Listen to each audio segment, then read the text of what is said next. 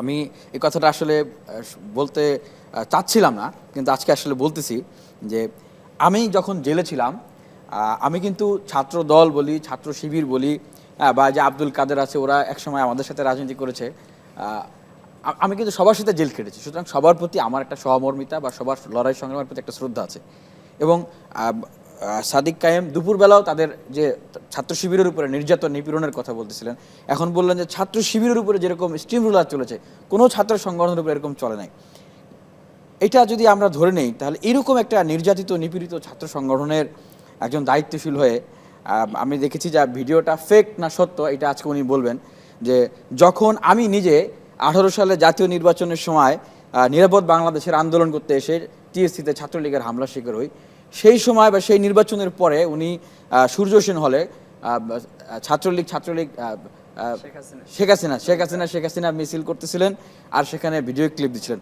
এটা আসলে মানে আমি এটা কখনো বিশ্বাসই করতে পারি নাই। আমি প্রথমে মানে অনেককে জিজ্ঞেস করছিলাম যে ভাই এটা কি আসলে সত্য, বা একটা ছবি দেখা যাচ্ছে যে ছাত্রলীগের সাথে মিটিং মিছিল করতেছে, এটা কি আসলে সত্য? আমার আসলে কখনো বিশ্বাসই হয় নাই, যে কারণ ছাত্র শিবির ওনাদের যে ক্যাডারভিত্তিক রাজনীতি, এবং ওনারা যতটা নিজেদের নিবৃত, এবং ওনারা তো নেতৃত্ব পর্যায়ে, এবং আজকে উনি ভিপি ক্যান্ডিডেট, অবশ্যই সেই সময় উনি সাধারণ নেতৃত্ব থাকলে বা ওনার গুণাবলীতে সেই দৃঢ়তা না থাকলে, ত্যাগ না থাকলে ওনাকে কিন্তু আজকে এই পর্যায়ে কিন্তু ছাত্র শিবির সুযোগ দিত না।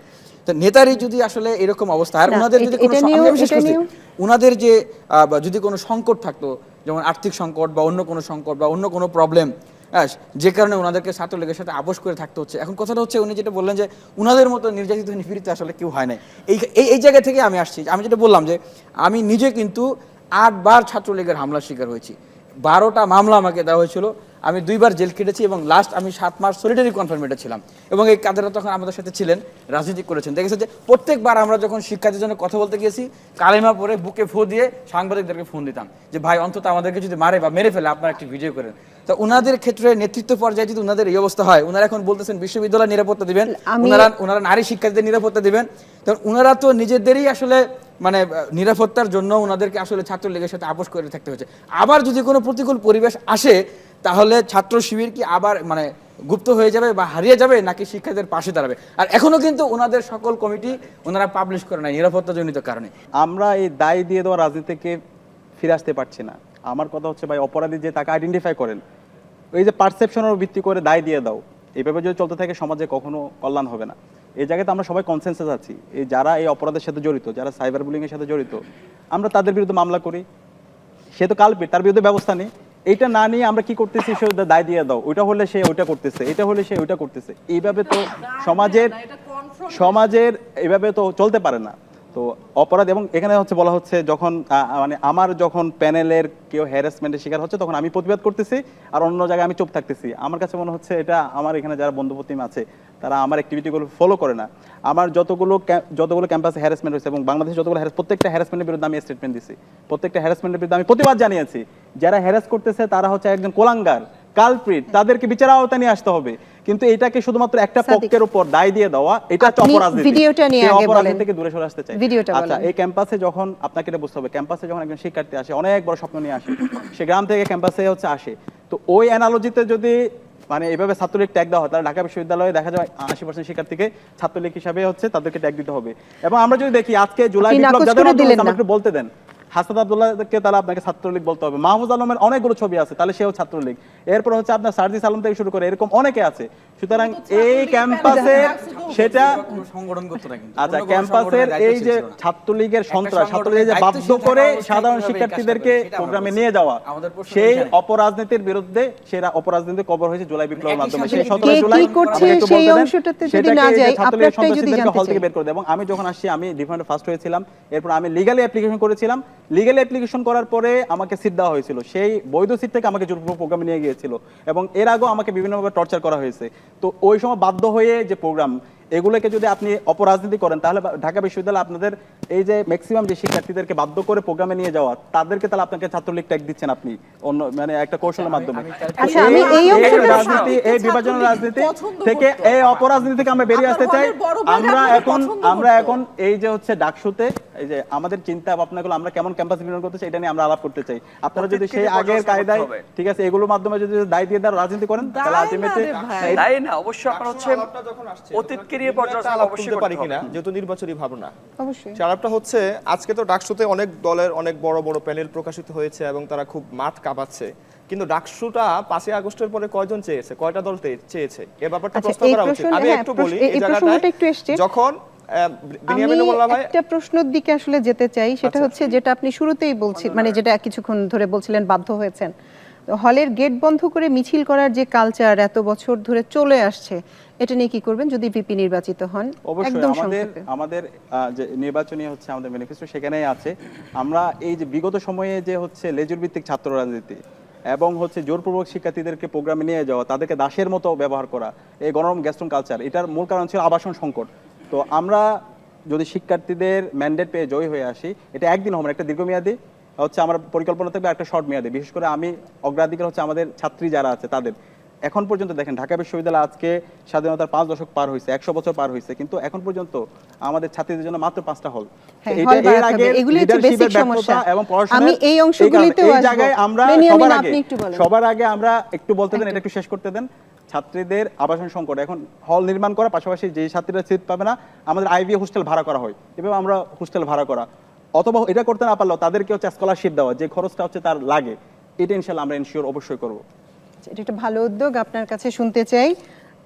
হলের গেট বন্ধ করে মিছিল করার যে কালচার, এই কালচারটা বন্ধ করতে হলে আমি মনে করি যে যারা আসলে এই ডাকসুতে লিডারশিপের জায়গায় আসবে, তাদের ভিতরে সবার আগে দেশপ্রেম এবং ঢাকা বিশ্ববিদ্যালয়ের শিক্ষার্থীদের প্রতি আপোষহীন একটা দায়বদ্ধতা থাকতে হবে। সুবিধাবাদী না, যে মানে প্রতিকূল পরিস্থিতি বা বিপদের সময় আমি শিক্ষার্থীদেরকে ছেড়ে আমি চলে গেলাম, আমি হয়তো কোনো একটা জায়গায় সুবিধাজনক একটা আশ্রয় নিয়ে আমি নিজে সুন্দর সিজিপিএ সুন্দর ভালো রেজাল্ট করে বেরোয় আসলাম, এইটা না। যে কোনো বিপদ আপদে শিক্ষার্থীদের পাশে ঢাল হিসেবে থাকতে হবে। এবং আপনি যেটা বললেন যে গেস্ট রুম গণরুম কালচার, এটাকে বিলুপ্ত করার জন্য আমি একটু আগেই বলেছি যে 1 স্টুডেন্ট 1 বেড 1 টেবিল, যত লেজুর ভিত্তির রাজনীতি, এই ভাইয়া পলিটিক্স আপু পলিটিক্স, এগুলোর মানে mother of all problem Dhaka বিশ্ববিদ্যালয় হচ্ছে আবাসন সংকট। এই জন্য আমাদের ভিশন হচ্ছে যে নারী পুরুষ বৈষম্যহীনভাবে, ঢাকা বিশ্ববিদ্যালয়ের একটা ক্যারেক্টারই আছে এরকম বৈষম্য, যেমন মেয়েদের জন্য মাত্র 5টা হল, প্রায় অর্ধেক শিক্ষার্থী নারী। তো নারী পুরুষ বৈষম্যহীনভাবে প্রত্যেকের জন্য 1 স্টুডেন্ট 1 বেড 1 টেবিল। আর আমি ঢাকা বিশ্ববিদ্যালয়ের প্রথম বর্ষ এবং দ্বিতীয় বর্ষের শিক্ষার্থীদের উদ্দেশ্যে বিশেষ করে বলতে চাই যে তাদের অনেকেই কিন্তু এখন আবাসন পান নাই, এবং বিশেষ করে যারা নারী শিক্ষার্থী প্রথম বর্ষ দ্বিতীয় বর্ষে, তারা ঢাকায় এসে বিশাল বিপদে পড়েছে, অনেকেই ঢাকায় কোনোদিন আসে নাই। তো সেই জায়গা থেকে তাদের জন্য ইমিডিয়েটলি আবাসনের ব্যবস্থা করা, যতদিন না করা যায় ততদিন তাদের জন্য আবাসন বৃত্তির ব্যবস্থা করা। আমি মনে করি যে এটা হলে আরেকটা জিনিস যেটা খুবই গুরুত্বপূর্ণ, যেটা আমি ইতিমধ্যে বলেছি, যে হল কেন্দ্রিক এবং একাডেমিক এরিয়া কেন্দ্রিক ছাত্র সংগঠনগুলো কমিটি দিয়ে যে একটা আধিপত্য বিস্তারের রাজনীতি, এইটা বন্ধ করা। আমি মনে করি যে এই কাজগুলো করা এবং তাদের জন্য পার্ট টাইম জবের ব্যবস্থা করা, আউটসোর্সিংয়ের ব্যবস্থা করা, এই সংকটগুলো যদি আমরা দ্রুত সময়ে সমাধান করতে পারি, আমার মনে হয় যে অনেকটাই এই লেজুর ভিত্তির রাজনীতির কবর অনেকটা রচিত হয়ে যাবে। আরেকটা কাজ করতে হবে, যেটা আমরা বিগত সময়ে দেখেছি, যে অনেক ছাত্র সংগঠন যারা অনেক সময় এমন মিটিং মিছিল প্রোগ্রাম করতো যেটার সাথে বিশ্ববিদ্যালয়ের শিক্ষার্থীদের কোনো অধিকারের কোনো সম্পর্ক ছিল না, বিশ্ববিদ্যালয়ের শিক্ষার্থীদের স্বার্থের সম্পর্ক না, এবং জাতীয় স্বার্থেরও কোনো সম্পর্ক ছিল না, তার মূল রাজনৈতিক দলের কোনো ভেস্টেড ইন্টারেস্ট, এইটা নিয়ে সে মিটিং মিছিল করতেছে। এই ধরনের কার্যক্রম বিশ্ববিদ্যালয়ে না করা, শিক্ষার্থীদের অধিকার নিয়ে কথা বলা এবং দেশের স্বার্থ নিয়ে যদি কোনো বিষয় থাকে সেটা নিয়ে কথা, অথবা ওয়েলফেয়ার কাজ করা। জামালউদ্দিন খালিদ, আপনার কাছে একটু যাই। শিক্ষক রাজনীতি কোন দৃষ্টিতে দেখেন? আজকে সাদিক শুরুই করেছে শিক্ষক রাজনীতির একটা অংশ দিয়ে, আমি আপনার মতামত জানতে চাই।